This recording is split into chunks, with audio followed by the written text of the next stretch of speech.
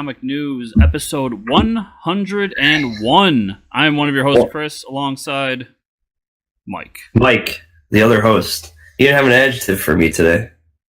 Is that what it means? We got past the buzz of 100 episodes and you just dropped it like, oh man. So yeah, I'm glad I got my internet back today because I don't know if you know this. If anybody has Spectrum internet, they suck. I'll tell you why they suck. So, me just hanging around Friday night, going into Saturday, like, yeah, I'm gonna play lots of video games, blah blah blah. Gonna devote most of Saturday to video games.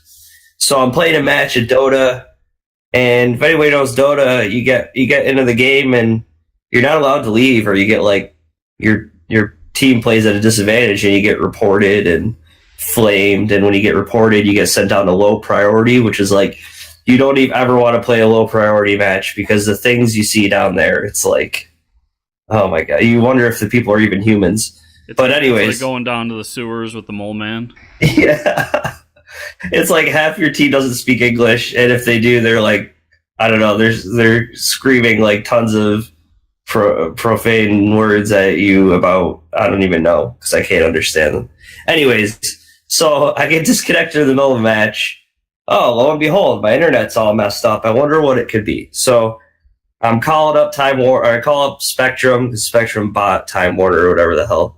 And I'm like, talk with this guy. I'm like, I reset my modem. And every time you call, it's like they have to talk to you like you're a person that doesn't understand anything about computers. Did you turn it on and turn it? Yeah, they're like, did you reset your modem? I'm like, yes, I reset my modem. They're like, well, there might be firmware. I'm like, yeah, I updated the firmware, and I did all this other crap. I factory reset my modem. And as I'm scheduling an appointment, he's like, well, we can't get someone there till Monday. I go, dude, it's like Saturday morning. This is a very first world problem, let's be honest. What am I supposed to do without internet for 2 days? So as I'm scheduling this appointment, I hear like a large, you drive trucks, right? When the trucks back up, they beep. Oh, yeah. So I hear one of those out on my front lawn, and I'm like, could it be? And I look outside. There's 2 Spectrum trucks. And I go, okay, they must be doing something. So I hang up on the guy, and I go out there, and I grab my gym stuff, because I'm like, well, they must be doing something. So they're like, oh, yeah. I'll go, are you guys here for the outage? They go, outage? Of course, they treat me like a piece of shit, because I'm just, like, asking. They go, it's not an outage. We just turned off your building. It's like, well, that's a fucking outage to me because I happen to live in the building. That's where my Wi-Fi resides. So, like, definitions aside, you dicks, like, you turned my internet off. They said it'll be back up in a half hour, is what they told me. Next time you call them, you got to be like, do you know who I am? I'm Mike. I'm the co-host of the Fortress Comic News. Right. How are people going to get their comic news without me having internet? Right, so that was a problem too. Like, if it's not turned on on Monday, I wouldn't have internet. I obviously have internet right now because it's Sunday. But anyway, so I leave, go to the gym, and come back. Oh, the guys are gone. I must have internet. So I go back to my apartment. I don't have internet, and not only do I not have internet still, I'm getting a different fault reading on my modem. So now I just think it's my modem because these guys told me they fixed whatever happened. So I'm on the phone with Time Warner again. They go, yeah, I think you just need to go get one of our modems. So I drive down to the Spectrum place that's supposed to be open till 5. Well, they close at 1 on Saturdays because they never updated their hours on their website. Okay, so I go to Walmart and I buy a modem. $60 I spent on a modem. You know what? I go, I've had this modem for a few years now. I'm going to replace it with this new modem, and then it can never be the modem. Okay, so I get the new modem. Well, it's not. It's still the same problem. So it's not the modem. I'm like, okay. So now I'm texting my neighbors. One neighbor doesn't have internet, and the other one does. The one next to me doesn't. The one above me does. So they must be still working on the building, is what I think. So I actually asked my upstairs neighbor. I'm like, dude, I'm here all weekend. Can I just jump on your Wi-Fi because we live so close to each other? He's like, yeah, you could do that. I'm like, wow, thank you so much. Then I realized my desktop doesn't have a Wi-Fi receiver. So, my story's not over yet, folks. Drive to Walmart again to buy a Wi-Fi receiver for my desktop. So now I'm all set up to play Dota. Now it's like Saturday at like 6 p.m. All right? Wouldn't you know, I hear a big truck backing up. It's fucking Spectrum. Right when I return home from buying this Wi-Fi adapter, that's another $30 for my computer. I've invested $100 and I still have no internet. Well, as they're backing up, they go and fix whatever thing they had to fix 7 hours later, and now I magically have internet again. So I bought a new modem and a new Wi-Fi receiver, and then by that time my internet was back. We gotta look at the bright side. At least the next time this happens, you're prepared. Yeah, so I'm like, I was thinking to myself, I should go return all this stuff. And I'm like, you know what? No, because like I need to be prepared because Spectrum sucks, and this is going to happen to me probably more than once. So, yeah.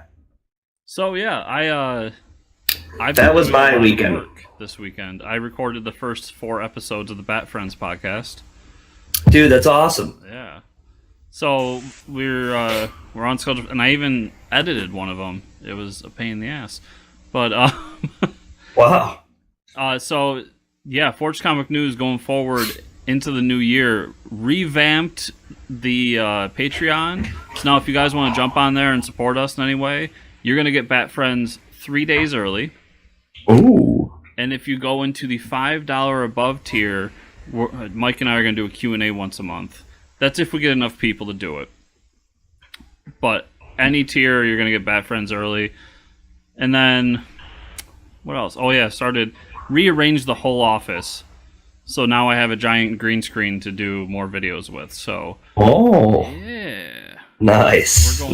We're going another step up this year again. Yeah, that's awesome. I can't wait to hear the Bat Friends podcast. You know, it was really funny. I got another story for you.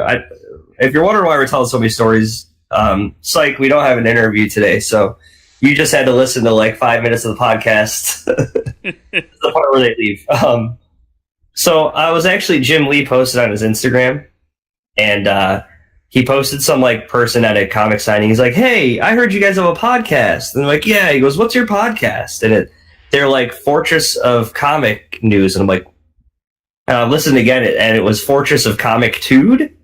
Oh, yep. I'm like, so you've heard of them? And then I went on their Instagram. They only had like 4 episodes. I was like, you guys got Jim Lee in front of you. Like, that's an episode right there. Like, you got to put some more content out. Anyways, so if Fortress Comic Dude, if you listen to us, hey guys, I'd like more episodes. You only have like 4 out there. Pretty funny stuff. Well, Bat Friends, it's not as timely as this one, so I'm banking episodes, and then we're gonna have a weekly rollout. So it's gonna be about another month before we get them out. But I like the first episode right off the bat. It's a lot of fun, and Joe and I had just so much fun just doing it. Awesome. To the point where we made my girlfriend angry because we were in this room until 1:30 in the morning just talking. Oh man, I wish I could come hang out. Oh, maybe one weekend when I'm in town. Oh yeah. We should just do a round table. Let's think about this. Like, one weekend I'm in town, we just do like a round table with a bunch of people and put a mic in between us. Yeah. Like at the comic shop or something. I don't know. Well, so this affects just me and Mike, so everybody enjoy the story. But yeah, our local comic shop owner I was in there Friday to pick up my books, and he started asking me questions about it, and he's actually looking into investing into a bunch of stuff to do podcasts himself. Oh. So, and different questions came up and whether I can do it or not, and long story short, I can't, but he's looking into putting in like almost $400 into equipment. Nice. So he will have stuff in the store to be able to do stuff with. Can we bring him under our umbrella though? Like, could he be under the trademark Fortress Comic? We'll have to talk about that. Discussions are happening. Okay, good. We're becoming a conglomerate. I don't know. Is that yeah, sure. Anyways, welcome to the podcast, everyone. We got some news to talk about. What have you been watching for TV though? I haven't watched any. Oh, I've only been watching Trailer Park Boys. Still.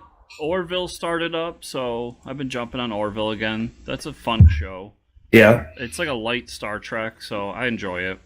Speaking of Star Trek, season 2 is coming out. I didn't even watch season 1. Yeah, Discovery or whatever. Discovery, yeah. Yeah, see, I was never a big Star Trek guy. It just wasn't for me. Yeah. This does everything I like about Star Trek, and then improves upon it in the ways that I want them to improve upon it, which is don't take himself so seriously. It's very lighthearted, and there's some humor in there. Nice. So stuff there.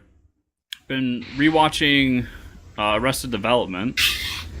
Pretty much finished that, and now I am jumping on rewatching all of It's Always Sunny in Philadelphia. Oh yes, that's the next podcast. We have to either that or commentary. I love this show. Like I have been.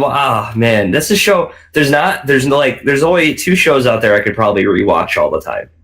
And everybody can rewatch The Office, but it's like It's Always Sunny. I'm watching religiously, and if Seinfeld's on, I'll watch it just because. Seinfeld's one of those few shows that I actually own on DVD, just because I watch it so much. And if it ever, I bought it before it was streaming. But now that it is streaming, if it ever left streaming, at least I know I have a way to watch it, because that's one of my favorite shows of all time. So good. But It's Always Sunny. What season are you on? Season 2, I believe. That's where Frank finally shows up. Yeah. Danny DeVito's not even in it for the first season, and surprisingly, it still holds up as like wow, this is a great show, and now it's even better that Frank's on it. Yeah, so I'm enjoying that. What about you? You watching anything? I haven't watched Flash. I think Flash has been new, or are they on their break still? I can't remember. I thought they were still on their break, because I know Walking Dead is back tonight. Okay, then I finished Trailer Park Boys, and then I'm now moved on to Trailer Park Boys in the U.S., which is like the Netflix-owned show, which is pretty funny. They're like doing challenges. It's weird because it's like scripted, but they're doing challenges across the U.S., so it's like, I don't know. I don't know like how they got from the Canadian show to this one. Like there wasn't any bridge, like, you know, bridging between the gaps there or the shows. I don't know, nothing really. Well, okay, if we want to get into like deep canon of Trailer Park Boys, yeah, that's what I want to talk about. So Trailer Park Boys in the universe was bought out by SwearNet, right? Which is owned by 3 guys that look just like the Trailer Park Boys, but definitely aren't the Trailer Park Boys. And okay, so they have a contract to make the reality show through SwearNet. And then SwearNet gives them contracts to go to. They do a Europe one, and they do a US one. I want to say there's another one coming. And they basically do like a road rules challenge. So is that in one of the episodes? Because like the way the whole show ends, spoilers, is they take shrooms in jail and they turn into cartoons. Like they all just turn into a cartoon. Like that's how the show ends. I can't remember. I think that was the last one they did. So yeah, but there's like then you get to the Netflix special, and they don't really explain. There's no like they're just like, yeah, we're traveling and doing stuff. Yeah, well, there's like a SwearNet website. Oh. They have like Trailer Park Boys shorts and everything. Oh, okay. I'll have to check it out. Some deep Trailer Park Boys lore going on. Yeah, like, and then I started digging into it last night on the internet, and it was like, dude, there's like continuity of movies, because there's movies before the shows came out, and like which order to watch them. And I'm like, holy shit! Like for a show that's, it's hilarious, and it's, you know, a lot of stoner comedy, and it's just there's a lot of continuity with it too, though. And then there's like backlash about how they treated characters, and it's really crazy stuff. Like there's so many fans, it's awesome. So that's yeah. There's the actors that played Corey and Travis. Yeah, Trevor. Yeah, the reason they originally quit was because they got sick of being treated like the characters in real life. Oh my god! That's why they kind of like killed them off in the show. That is awesome. That is so funny. Yeah. So, do you remember like the latest episode of It's Always Sunny you watched? I think it was the prom one where like they tried. No, it wasn't the underage drinking one. No, I can't say I do. Yeah, the seasons will blend together. I do remember actually. It's when they find out that Dennis and Dee have a different father. Oh yeah, that was the one. It's so awesome. Anyways, I guess we'll move on to the news now.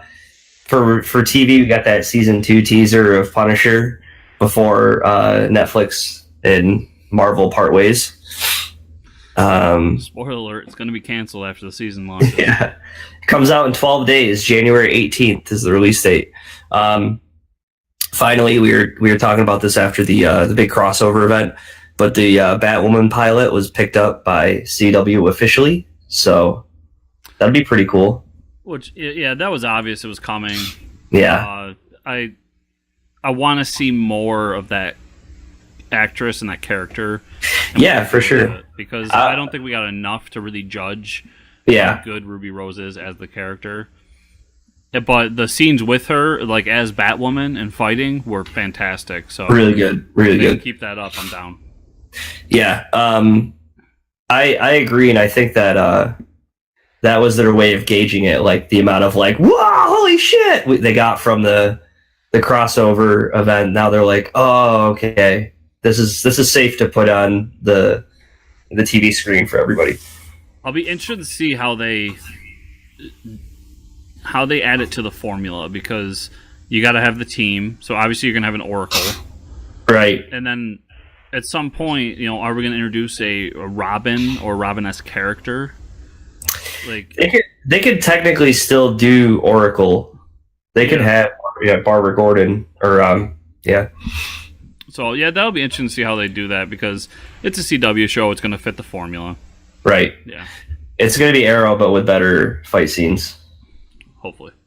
Okay, so movie talk. No, I have not seen any movies. I know I still have to see Mary Poppins. I'm falling behind here, but the whole internet issue this weekend really threw me off. Have you seen any movies? I did. I saw Bumblebee. And this is crazy because this is the midst of like the weekend I had, the Mary Poppins comes out. What comes out? Bumblebee, Aquaman, and Into the Spider-Verse. And Bumblebee gets a 97 out of 100 on Rotten Tomatoes. And I think it's down to like 90 something. But it was like, if you were to tell me what movie would be in the 90s out of 100 on Rotten Tomatoes this year, Bumblebee would probably be on the bottom of my list. Yeah, and it's one of those movies that I had no intention of seeing. If you would have told me I saw it before I saw Into the Spider-Verse, I would have thought you were crazy. Yeah. But having two stepkids and then my girlfriend who loved Transformers, and it was New Year's Day. We both had the day off, so let's go out to the movies together as a family, and we did it. And I actually enjoyed it. And as a preface it for this, now her and the kids love all the movies. I can't stand those Transformer movies. I think they're god awful.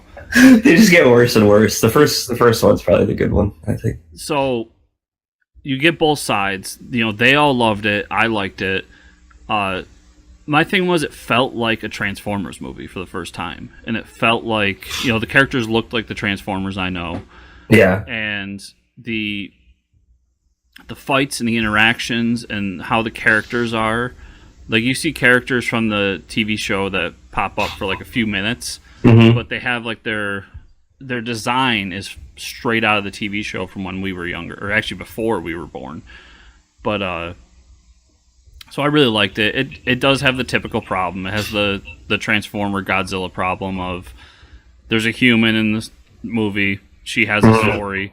But you don't give a crap about her story. I just want the robots to punch each other. Yeah, it's inevitable, but yeah. That's my only complaint. But that going into the movie. But that being said, she was good in the movie as well. And John Cena was actually pretty fantastic in his role. So I really liked it. I forgot. For some reason, I forgot John Cena was in it. Yeah, he plays like a general or something who... So the first scene you get is him out and like playing paintball with other army people, and the Transformer falls from the sky and like kills a couple of them, and they chase him off, and that Transformer is Bumblebee, along with a Decepticon. Oh. And the fight happens. This is how you find out Bumblebee like can't talk anymore because he loses his voice in that battle and all this other crap. And then fast forward like 20 years or whatever, and he's like higher up. And he's in like the Pentagon and everything, and making decisions. And they have a task force to find these Transformers. And right. So his story arc was pretty cool, and like him as a pseudo villain turned hero was really cool. Even if you don't like those movies, I think it's worth going to see. Yeah, apparently the only problem with the Transformers movies was having Michael Bay direct them. I think we talked about this though. Like, you know, Fast and the Furious get shitty ratings too, but it's like that fan base. You know what I mean? Like those Transformer movies, even though everybody like shits on Michael Bay about like his low camera angles and like you know, his explosions and lens flare and all that great stuff, it's like he makes money, and he makes money overseas too. Like the Transformers are huge overseas. Yeah, but and Michael Bay, I don't dislike him. Like the Bad Boys movies are really good. Yeah. And I wanted to see that one he did with The Rock, but I never got around to it. So he has a style that works and is good. It just, for me, and I know quite a few people, it didn't work with the Transformers. That was it. Yeah. Awesome. So I guess we're just going to cut over to comic book news. Yeah, Scott Snyder and Charles Soule are collaborating on a creator-owned project called About America. What else can be said? America! So that's two industry giants coming together from both sides of the fence to Yeah. make this book. I want to know more about it. Like, you know, when you say About America, is it like, I don't know if anyone read the series Rebels, which is all about the in the 1770s and the Revolutionary War, and then immediately after as we're building the nation. If it's something like that where we're following a cast of characters through historical moments, I'm down because that's right up my alley. But just having those two on a title together, I mean, that's two guys that I will read anything by them on their own. You bring them together, you know, peanut butter and jelly. It's good. Mm-hmm. I can't see it being a bad project. Yeah, I guess we'll have to figure out what it's about. Bendis did a bunch of different teasers on his Instagram, teasing the next year DC production with a bunch of pictures on his Instagram. So we got a list of them we're going to go through. Yeah, this is something he does yearly. He did it at Marvel. I don't think we've ever talked about it before though, because I don't know. It's more interesting now that he's over at DC doing stuff. Yeah. But the first one is a image of Batman Beyond. Yep. It's drawn by Michael Avon Oeming, which is a longtime collaborator of his. Yep. I mean, what do you think? Do you think he's going to do a Batman Beyond or take over the Batman Beyond book? I don't know. He's not going to take over. There's no way he's going to take over 10 books. I think he's going to bring Batman Beyond back into the universe somehow. And as we get further into this, I think it'd be interesting because Legion of Superheroes is on here. I would say Batman Beyond's, he's not as far in the future as Legion of Superheroes are, but why not, right? Yeah, see, I think some of these are going to be crossovers, and I think some of these are going to be cross, and so on and so forth. Batman Beyond, I'm interested. I wonder if they're going to extend the Batman Beyond universe, and he's going to do a Superman Beyond, maybe, or if just the Superman comic is going to have an arc that's Superman Beyond. Right. Yep. I'm interested in this one because Batman Beyond is. Superman Beyond would be awesome and there's some teasers in here for John Kent too. The close up on Wonder Woman's forehead and tiara. There's a lot of speculation here. Obviously, Wonder Woman's the main focus in Justice League Dark right now. She has a mark on her forehead. How that's related to this tiara, we don't know. Maybe this means they're just going back to having normal Wonder Woman without the magic stuff. I don't know. Yeah, this one's the one that confuses me the most because I don't know where to pin it. I said before, I wonder if Bendis is working on a big crossover book. So.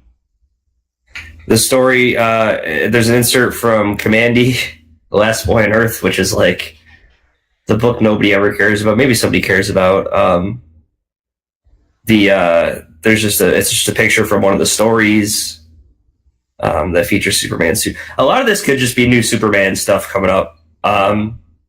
an insert from Superman's girlfriend Lois Lane, or could hint at the return of Thorn.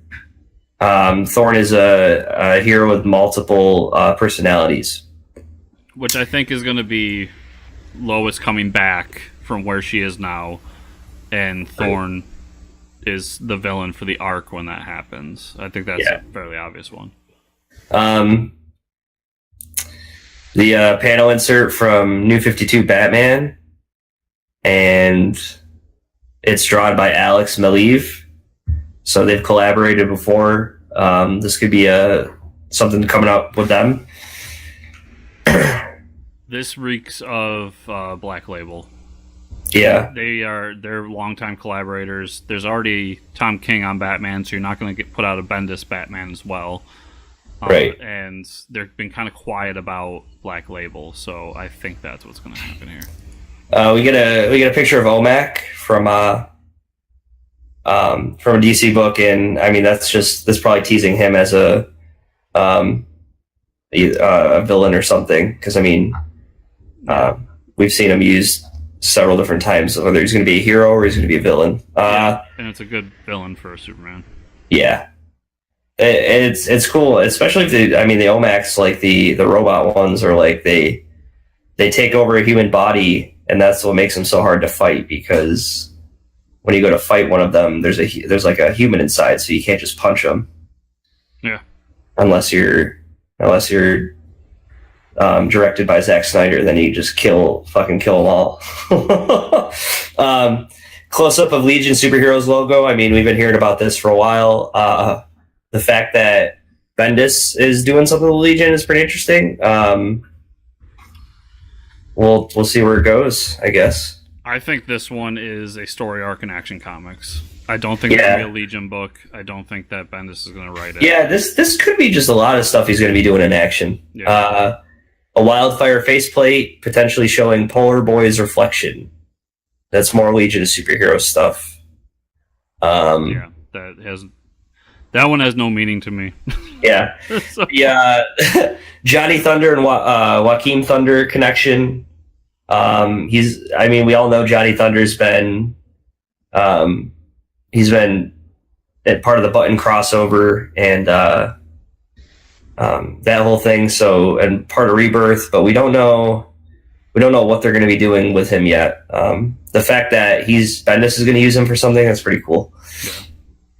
Yeah. We got a picture of John Kent, aka Superboy, and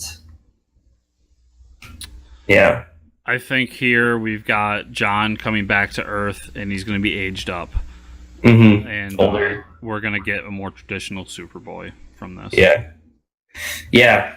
Yeah, I mean, because he's been traveling through space, and we know, like, the time with reference to Earth, he could be gone for 40 years out in space-time, you know? I think we're going to get, like, a more, like, 80s, 90s Superboy. We're just like a teenage Superboy. Right. Because I don't think we have a Superboy in DC right now, but I don't go as deep in DC continuity as Marvel. So I think that's going to be a way to get him to be more that character for, like, Titans or something. So yeah. So that's that. There's a lot of exciting stuff coming. Action Comics was actually pretty good this week. Marvel teases Iron Man 2020. Ooh. Yeah, I don't know if you know this, Mike, but this year is 2019. So you know what next year is? 2020. Yeah. So he showed up recently, too. I think they're just going to bring him back in 2020 just to... They're like, we got nothing for him this year. Let's just push it out another year.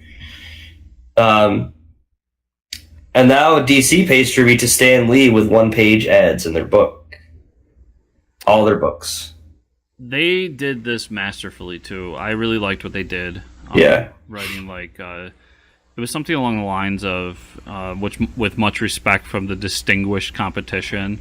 Right. It was very cute and just really great to see them show tribute to a man who really made comics pop culture. So I was really happy to see this. And it might be more of a PR thing, because I didn't see anything in Marvel books, too, about Stan Lee. They did. They did? Okay. So every Marvel book for the past, like, month and a half now has had the first 2 pages are in black, and then there's a tribute inside. Plus the cover, there's no big logos. It's just the original art with the name of the book in small letters underneath, and it says Stan Lee, and then his date Really? of birth and date of death. Yeah, That is awesome. I didn't even know that. on it. Good. I didn't even know that.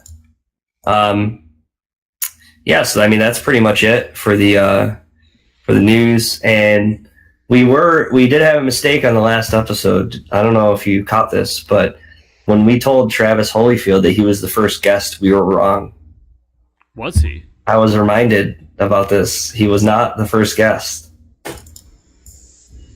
He was the first comic book writer guest. Oh, Patrick was the first. Yeah, Patrick was the first guest. Oh. He was there at the dawn of it all. I think that was back on C3 podcast though. C3PO cast. I still don't know how to pronounce that old podcast name. That's why we dumped it. So we got rid of it early. Yeah. So. Wow. Well, I apologize, Patrick. Yeah. But You were the first. Okay, so now we're going to talk about what we read this week. I only had 2 books this week. I think they slowed down coming back into the weeks after the holidays. So I read. We have Heroes in Crisis number 4. We can talk about that. We'll save that for the end. Yep. Let me open. I actually did pick up Conan. I just haven't read it yet because you were so excited about it. It got me excited about it. You were like, Jason Aaron. Conan, like book of the year, fucking book of the year. So I was like, all right, I guess we'll check it out. Okay, so Action 1006, I can count. Yeah, so there's a few cool things that go on in this book. Superman kind of it shows him really using his powers as Clark Kent and Superman. So he kind of gets the mayor pissed off because he prodding him with questions as Clark Kent, and then as he's driving away, he kind of listens in on him with a super hearing to confirm that like the mayor is in on all these fires that are happening in Metropolis. Then there's a cool fight scene between the Red Cloud and him. Instead of and he's like saving a girl who's like almost gets killed by the Red Cloud. This firefighter that he's been working with, and she's basically like, "Why don't you just kill her?" And Superman's like, no, you have to show that we're better than her, and he tries to talk sense into this new villain, and that was pretty cool. Because he can't. It's a red cloud. He can't punch the cloud, you know. Yeah. Yeah. So there's that interaction of him trying to talk this villain down. We get introduced to this character too, who's a mob boss of sorts. Yeah. And yeah. She has the original Leon. car from Action number 1. Right.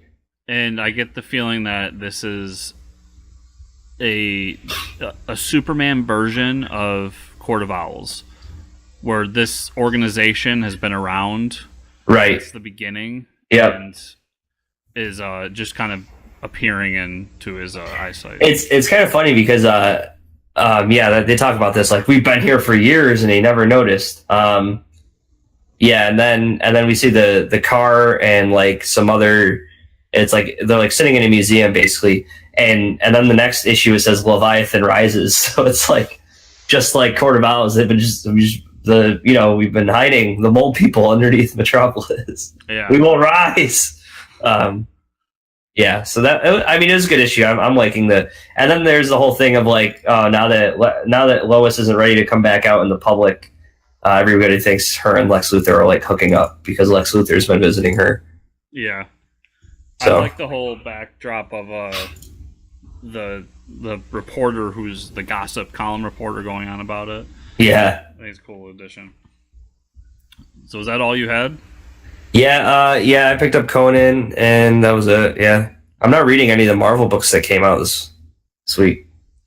So I got Man Without Fear number 1, and it's a very nerdy Daredevil book. It's Daredevil facing his fears inside himself because he's in some sort of coma right now, and it's really just kind of setting up who Daredevil's going to be for the next run. Walking Dead number 187. this wasn't the book I thought it was going to be. I thought it was going to be the big confrontation. It's not that at all. It's there's a lot of diplomacy going on in this book right now, so it's been kind of a slump, but I'm ride or die with that book. Yeah, I don't feel like I'm missing much after I dropped it. I really don't. You just missed that one scene with Carl. That's all you missed. Yeah, and you caught me up, so I'm all good. And then Champions #1. So this is kind of the reboot of Champions, where they're going to be more multinational. There's multiple teams and a lot going on. Mm-hmm. It's really good if you like the Champions run before. It's basically taking off right after that, and it's a good starting off point for people who weren't on it originally. And then I will talk about Conan. Yeah, let's hear about Conan. Conan the Barbarian. Any book written by Jason Aaron, I am down to read. And any book with art by Muhammad Asrar, I am down to read. You put those two together, I am down to read it. This was a really great introduction to Conan, who is a character who I only know through the Arnold Schwarzenegger movie.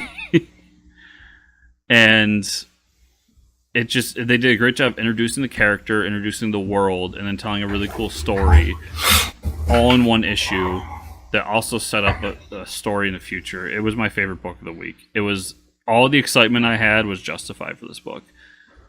If you're a Sword and Sorcery fan, check it out. It's definitely a great title, and there's also like prose novellas in the back and all kinds of stuff. So it's a loaded title as well. I really loved it. The only thing I know about Conan is the what he thinks are most important in life, where he's like, to crush your enemies, see them driven before you, and have a lamentation of the women. Oh, and then I also read a little book called Street Clothes. Oh yes, yeah, I have those downloaded and waiting. So I said it on my Twitter post, but I might be a little biased, but I really love it. Yeah. It's a really cool story, and it sets up something where I hope he has a volume 2, because it's obvious he has plans for volume 2. And if you like that Bendis style of comic, especially Bendis Marvel style of, on the streets and kind of gritty heroes, or in this case, supervillains, it's definitely worth checking out. So pick it up. It's a really great book. Nice. I haven't downloaded. Just got to read them now. I read the first issue. The first issue is really good. All right, now Heroes in Crisis talk. So if anybody does not want to be spoiled by Heroes in Crisis #4. Yeah, so if you don't want to be spoiled, check Mike out at Fortress Ricker. Check me out at Fortress Chris. Go to FortressComicNews.com. Do all that stuff. Happy 2019. Let's talk about some Heroes in Crisis #4. Yeah, so we're starting to. I mean, this book's pretty awesome so far, but we're still going, and we get some more interviews in this book. We get Donna Troy, right? Yeah. We see Flash and Batman investigating what happened, and they know that Booster's basically captured, and they have the lasso around him, and they like know he did it, but he doesn't have any remembrance of it. So like basically, I guess that's a way to trick the lasso. They talk about like, if you don't remember doing something, like if your memory is wiped and you still did it, then the lasso believes, though. I don't know. It's very strange how. So it's like the lasso doesn't really tell the truth. It just, I don't know. It tells you what you believe. It tells what you believe to be the truth, right? I guess. Yeah, it's that old adage, it's not a lie if you believe it. Right. Yeah. So with that's kind of interesting, because then it means like, would the lasso work on someone like the Joker? Probably not. I don't know. Yeah. So basically, he found Harley with her giant mallet, and they were like, "But why was your force field not working?" And he's like, "Oh, it must have been damaged." So he doesn't remember a lot of stuff. Like he woke up in his force, because that's like it's either poor writing and they had to account for it later, but I'm sure they did that for a reason, because we know Booster Gold has a force field. And then we get Superman, and Lois talking about a story that she's going to release about the Sanctuary, and that she has a source talking about what's happening at the Sanctuary, how these heroes are going through a rehab, and she's going to like release the story, blah blah blah. And then we get another thing. We get a Batgirl interview, and she shows the scar of where she got shot from the Joker, kind of showing that in the Killing Joke, to show that's part of the continuity, which is pretty cool. And then she gets a visit from Harley, where her and Harley kind of become friends almost. Harley's like, they're treating you wrongly. You got to embrace it, and I can help you along with that. So that's pretty interesting that they kind of like, they find that they're both kind of damaged and befriend one another. I thought the really cool scene with Black Canary, where she's like, she doesn't go get help at all. She just sits down in the interview and says like, F this, and then leaves. Yeah. So, and then we get what we've been waiting for, right? The blue and gold team up.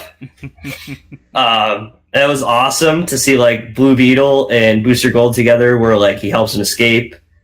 And man, I just want to book with those two guys, I'm telling you, I think it's coming. Yeah, I hope so, because that interaction with them, we get to see, they get to like the fist bump and everything. It's just so epic. Yeah.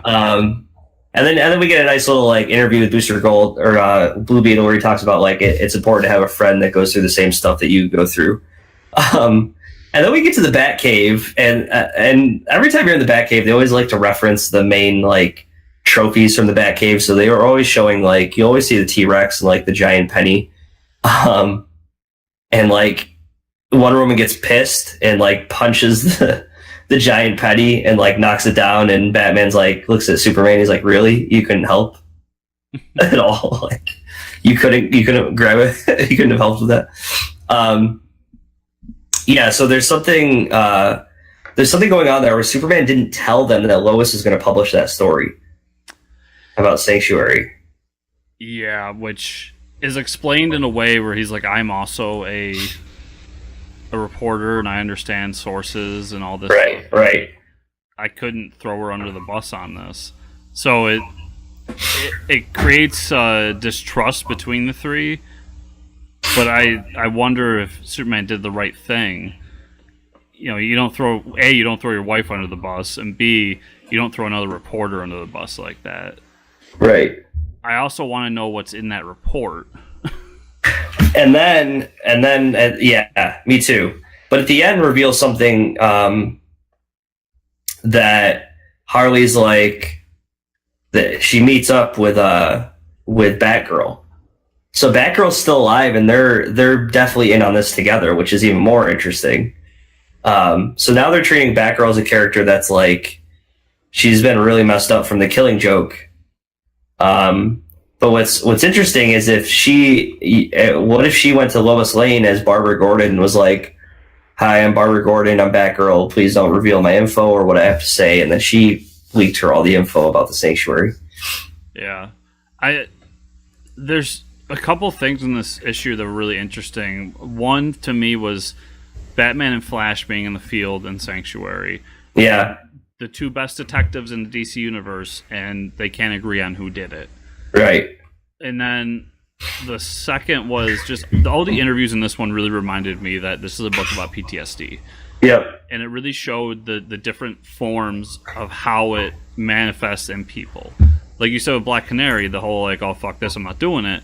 Yeah. There's a lot of war vets that do that. Like they don't want to open up about it. And then you get other ones that are really freeing to open up about it, and that's, a lot of the other characters. And then you get somebody like Barbara, who was basically wounded in combat. Yep. So I like those interviews because it really reminded me of what the center point of this whole story is. That being said, and this is a good thing, it's not a negative, but I'm still confused as hell as to who killed all these people. Yeah, I still have no idea.